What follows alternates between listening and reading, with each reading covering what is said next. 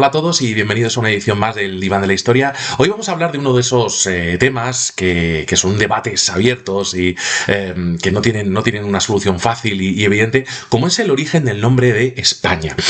Sabemos que España deriva de Hispania, de la Hispania romana, pero lo cierto es que no somos capaces de rastrear más allá el nombre de nuestro país. No sabemos quién lo inventó, no sabemos de dónde viene, y esto es, como digo, es un debate que ha generado muchísimas leyendas, muchos rumores, mucha mitología al respecto.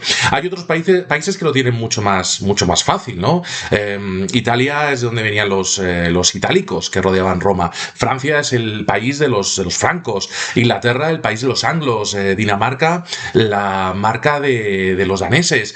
Sin embargo, ¿de dónde viene la palabra España? Sabemos que se utilizaba en la Edad Media, sabemos que se utilizaba en época romana para determinar todo lo que sería la península ibérica actual, pero lo que no sabemos es de dónde lo cogieron los propios romanos, ¿no?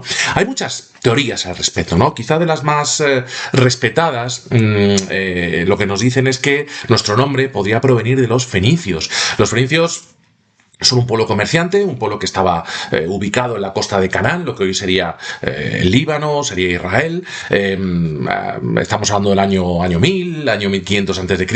Bueno, pues sabemos que estos fenicios hay un momento que empiezan a expandirse por todo el Mediterráneo. Estos fenicios, como digo, eran un pueblo comerciante y lo que buscaban era materias primas para poderlas traer a Oriente Medio, allí transformarlas en productos de todo tipo y con eso poder vender tanto en Mesopotamia como poder vender en Egipto, ¿no? Digamos que los fenicios eran los grandes comerciantes de la antigüedad y eran los que, bueno, pues aprovechaban y viajaban de un lado para otro buscando, sobre todo, como digo, materias primas, minerales, metales, ¿no? Y con eso, pues lo que hacían era vender por todo Oriente Medio. No solamente vendían productos de la metalurgia, también vendían, por ejemplo, los tintes para la ropa. De hecho, el nombre fenicio significa rojo o púrpura, ¿no? Y viene por el tinte de ese color que vendían a precio de oro, ¿no? por todo Oriente Medio. Y luego también eran grandes vendedores, por ejemplo, de madera, muy utilizada para la navegación en los ríos Tigris, Éufrates, en el Nilo. De ahí viene que la actual bandera del Líbano tiene un cedro, ¿no? En definitiva, eran los grandes comerciantes y esto les llevó a ir explorando y llegando cada vez más lejos por el mundo mediterráneo, incluso más allá, ¿no? Iban explorando, iban buscando las costas del norte de África, en la península itálica, llegan a la península ibérica y, como digo, van buscando sobre todo esas materias primas. Cuando llegan aquí a la península ibérica, hacia ese año 1000 a.C., más o menos, lo que se encuentran es una serie de pueblos, los íberos, los tartesos, la desembocadura del Guadalquivir, que son pueblos con un nivel de desarrollo muy inferior a lo que había en Oriente Medio, pero que tenían esas materias primas que necesitaban.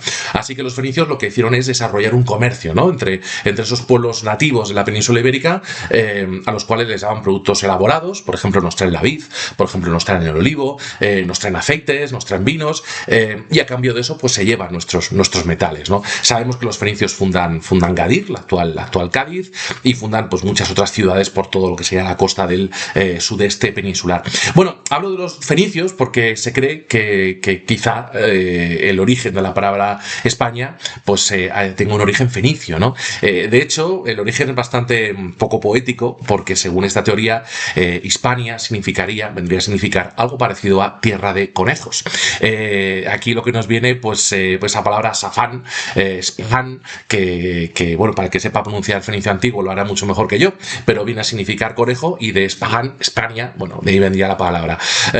¿Por qué sería esto? Bueno, pues que los fenicios se verían sorprendidos por la cantidad de estos animalillos que encontrarían por nuestras costas. Esa es una teoría, ¿vale? Hispania como tierra de conejos. La otra teoría, quizá algo más seria, quizá algo un poquito más elaborada, más razonable desde muchos puntos de vista, es que Hispania podría significar algo así como la tierra donde se forjan los metales. Esto enlazaría perfectamente con este comercio entre los fenicios y los íberos que veníamos hablando, ¿no? Significaría de alguna manera algo parecido. La palabra significaría algo así como batir el metal, así que Spanha sería algo parecido a la tierra donde se baten, donde se forjan esos metales. Tendría mucho sentido, ¿no? Porque al final era lo que les vendíamos a los fenicios. Sin embargo, estas dos teorías, bueno, pues digamos que chocan de alguna manera o confluyen, podemos decirlo también, con la mitología griega.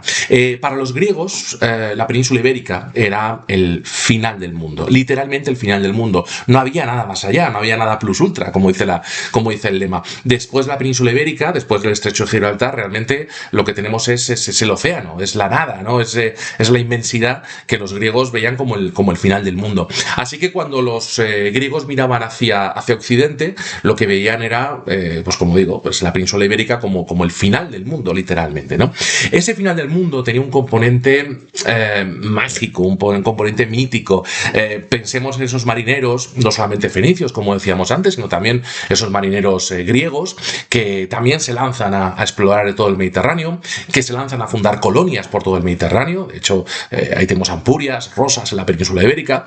Bueno, pues estos griegos que también iban buscando tierras donde asentarse y también iban buscando esas materias primas en las cuales Iberia teníamos mucho. Bueno, pues cuando van llegando a la península ibérica, para ellos han llegado al final del mundo conocido. No había nada más allá, ¿no? Así que no es extrañar que aquellos marineros que volvían de la península ibérica, cuando regresaban a Grecia, pues vinieran cargados de historias, vinieran cargados de leyendas, vinieran cargados de mitos, ¿por qué no decirlo? De exageraciones y de mentiras, ¿no? Imaginemos ese marinero griego o fenicio que lleva meses navegando, que ha llegado hasta el fin del mundo y que al regresar pues llega a la taberna y le pregunta a todo el mundo qué es lo que ha visto. Bueno, pues ese es su momento con unas cuantas copas de más de contar auténticas brutalidades, ¿no? Acerca de lo que ha visto en esas tierras tan extrañas.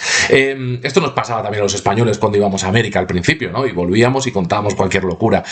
Lo de exagerar, lo de mentir y lo de, aparentar, eso es una cosa que es muy humana. El caso es que esas historias de los marineros fueron creando ese mito, ¿no? Esa lejana Iberia, esa lejana Hispania, ese lugar, el fin del mundo, que tiene pues personajes mágicos y allí es un sitio donde viven dioses y bueno, puede pasar cualquier cosa. Así que se va formando el mito y poco a poco se va formando la leyenda de que en la península ibérica lo que estaba era el llamado Jardín de las Hespérides. Las Hespérides, unas ninfas que digamos que protegían un jardín sagrado, un jardín en el que tenemos una serie de frutos, unas manzanas doradas, que se dice que aquel que las coma pues obtendrá la inmortalidad. Es decir, para lograr la inmortalidad lo que tienes que hacer es irte al fin del mundo y allí conseguir esas manzanas, comértelas y entonces ya sí que sí vas a ser como los dioses, ¿no? Bueno, este mito, el Jardín de las Hespérides, se enlaza con la figura del gran héroe de la antigüedad mitológica como es Heracles o Hércules en la mitología romana. Nos cuenta el mito que Heracles, Hércules, hay un momento que se ve obligado a realizar una serie de trabajos, en un principio 10, luego al final fueron 12, para conseguir el perdón de los dioses. Hércules era hijo de Zeus y de una mortal. Zeus le gustaba mucho buscar mortales y se disfrazaba de animales y bueno, en fin, tenía un montón de hijos ilegítimos por todo el Mediterráneo. Uno de esos hijos ilegítimos, esos semidioses, era nuestro Heracles, ¿no? Nuestro Hércules. Evidentemente, a la mujer de Zeus no le hacía ni puñetera gracia todo esto. La pobre Hera, pues esta pobre mujer, pues estaba continuamente viendo cómo su marido engendraba bastardos por todo el mundo, ¿no? Así que, evidentemente, a Hera no le hacía ni puñetera gracia la existencia de Hércules. De hecho, Hera intenta matar a Hércules en repetidas ocasiones. Le llega a mandar incluso serpientes a su cuna para matarle, no lo consigue. Y hay un momento que ya Hera está dispuesta a hacer lo que sea con tal de arruinar la vida de Hércules, de su bastardo, y lo que decide es una especie de conjuro, meterle una locura, ¿no? En la cual Hércules o Heracles confunde a su propia familia, a su mujer y sus hijos, los confunde con enemigos. Así que, preso de ira y hechizado por el conjuro de Hera, lo que hace Hércules es sacar la espada, cargarse a la mujer y cargarse a los hijos, ¿no? Imaginaos, ¿no? Cuando Hércules vuelve otra vez a la normalidad, se da cuenta de lo que ha hecho, pues él lo que necesitaba era expiar, digamos, conseguir el perdón de los dioses por haber hecho la locura que había hecho. Así que se dirige al oráculo de Delfos y allí el oráculo le dice que para conseguir el perdón se tiene que poner al servicio de su primo, el rey Euristeo, un rey cobarde, miserable, y realizar aquellos trabajos que el rey Euristeo le mandase. Si conseguía finalizar esos trabajos, entonces conseguiría la redención y conseguiría el perdón por el crimen que había cometido. El problema es que este Euristeo estaba siendo susurrado por Hera, por detrás, así que las pruebas que le pone Euristeo a Hércules son unas pruebas que son prácticamente condenas a muerte. Le obliga a hacer unos trabajos que ningún mortal mortal podría llegar a conseguir jamás. Uno de esos trabajos es robar las manzanas del jardín de las Hespérides. En principio, entrar en un sembrado y robar las manzanas no parece gran cosa. El problema es que estaban en el fin del mundo, en Hispania, y por otro lado estaban custodiadas por un dragón de 100 cabezas, ¿no? ¿Qué hace Hércules? Bueno, pues ahí es donde enlaza un poquito ese mito de Hesperia, del jardín de las Hespérides, con Hispania. Hispania sería el lugar equivalente a Hesperia, ¿vale? Hispania vendría de Hesperia. Hesperia es el lugar donde está el jardín de las Hespérides, que son las ninfas que custodian esas manzanas sagradas, ¿vale? ¿Qué hace según la mitología nuestro amigo Hércules? Bueno, pues aquí es donde la cosa se pone un poquito más confusa, ¿no? Hércules, Heracles, en la versión griega, sabía que no tenía manera de poder vencer a ese dragón y robar las manzanas. Necesitaba a alguien más fuerte que él, y ese alguien era el titán Aldas. Aldas, que se encontraba sujetando esas dos columnas que simbolizan el estrecho de Gibraltar, ¿no? La loma que sería la parte africana, y la parte de Gibraltar, la roca de Gibraltar, que sería la parte española. Esas dos columnas separaban África y Europa, separaban el cielo de la tierra. Bueno, pues todo ese entramado estaba siendo sujetado por el titán Aldas. Aldas no era un dios, era un titán. Los titanes venían de una época anterior a los dioses. De hecho, los titanes son unos seres mitológicos que son vencidos por los dioses, capitaneados por Zeus, y como castigo por ser vencidos, pues les impone una serie de trabajos, ¿no? Para toda la eternidad. El titán Aldas, su trabajo, su condena de por vida, era estar sujetando la bóveda del cielo, que los griegos pensaban que se juntaba, el cielo y la tierra se juntaban precisamente en el fin del mundo, en Hesperia, en el estrecho de Gibraltar. Así que cuando llega Heracles, se encuentra al titán Aldas sujetando el cielo, ¿no? Y en ese momento pues le pide ayuda. El titán Aldas dice: esta es la mía, ¿no? Este es el momento perfecto para quitarme encima esta condena que tengo y salir de aquí por patas. Así que el titán Aldas le dice a Hércules: mira, vamos a hacer una cosa, tú sujetas el cielo por mí, y mientras lo estás sujetando, yo voy, consigo vencer al dragón, consigo las manzanas y te las traigo de vuelta. De hecho, bueno, pues era una estratagema un poco de Aldas para conseguir evadir esa condena. Total, ¿qué es lo que ocurre? Que Aldas consigue las manzanas, vuelve, y cuando llega para dárselas a Hércules, se encuentra que Hércules está sujetando la bóveda celeste. Es el momento que Aldas se ve en la situación de decir: oye, ¿ahora qué hago? ¿Engaño a Heracles? ¿Me llevo las manzanas? ¿Salgo de aquí corriendo? ¿Cómo hacemos esto, no? Heracles, que se da cuenta que Aldas está dudando, que hay un momento en el que parece que Aldas le quiere hacer la jugada, le dice: oye, vamos a hacer una cosa. Yo sigo sujetando la bóveda celeste, no te preocupes. Lo único, necesito que la sujetes tú un poquito por mí mientras me coloco un poco la capa, ¿no? Porque me queda una postura así un poquito extraña, ¿no? Aldas, que es un titán, pero es bastante crédulo, dice: no te preocupes, yo te sujeto la bóveda un rato mientras te colocas la capa. Y es en ese momento cuando Heracles consigue robarle las manzanas a Aldas y salir corriendo, dejando al pobre Aldas sujetando la bóveda celeste.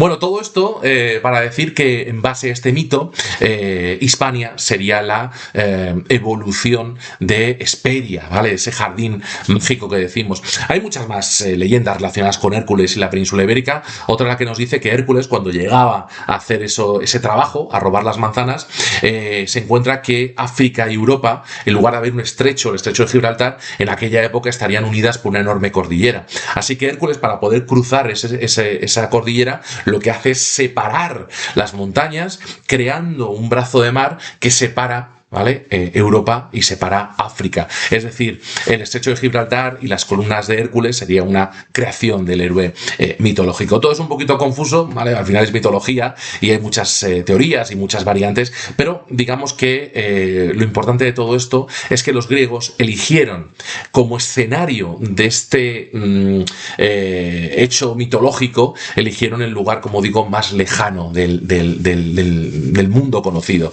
Es el lugar donde se ponía el sol, es un lugar asociado con Venus, es un lugar asociado pues con esa magia, ¿no? Y esas leyendas que nadie podía comprobar si era verdad, porque solamente los marineros más osados eran capaces de llegar, y evidentemente cuando volvían pues contaban pues cada vez mayores exageraciones. Así que Hispania podría ser, por un lado, el lugar donde se forjan los metales, por otro lado podría ser esa tierra de conejos de los fenicios, o en tercer lugar podría ser ese lugar de las Hespérides, ese fin del mundo conocido.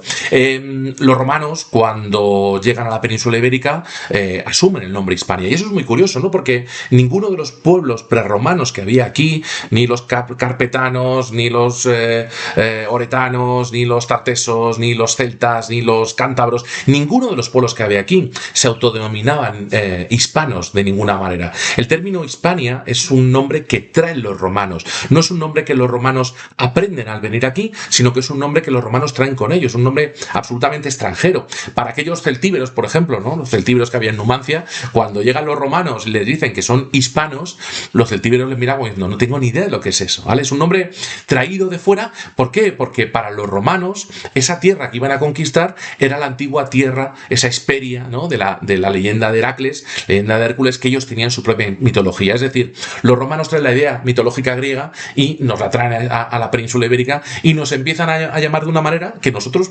desconocíamos completamente. Así que de repente dejamos de ser betones, carpetanos, lusitanos, y de repente todos empezamos a ser hispanos, y es de la manera que se nos conoce el mundo romano. Desde entonces hemos seguido siendo Hispania, sí, hemos seguido siendo, luego evolucionó lingüísticamente España, ¿no? Siempre hemos sido lo mismo, menos el periodo de dominación musulmana, ¿no? Los musulmanes conocen la palabra Hispania, conocen el mito de las Hespérides. Los musulmanes habían bebido de esos mitos greco-romanos porque habían conquistado toda la zona de Oriente Medio, es decir, conocían la mitología griega, y cuando llegan aquí podían habernos llamado también hispanos, podían haber dicho que esto era Hispania. Sin embargo, no lo hacen, ¿no? También hay teorías de por qué los musulmanes deciden cambiar el nombre. Una de ellas podría ser política, es decir, Hispania es el nombre de los romanos y los visigodos. Nosotros somos diferentes, nosotros vamos a llamar esto de otra manera diferente, Al-Ándalus, ¿vale? Al-Ándalus es el futuro, Hispania sería el pasado, ¿no? Bajo su punto de vista.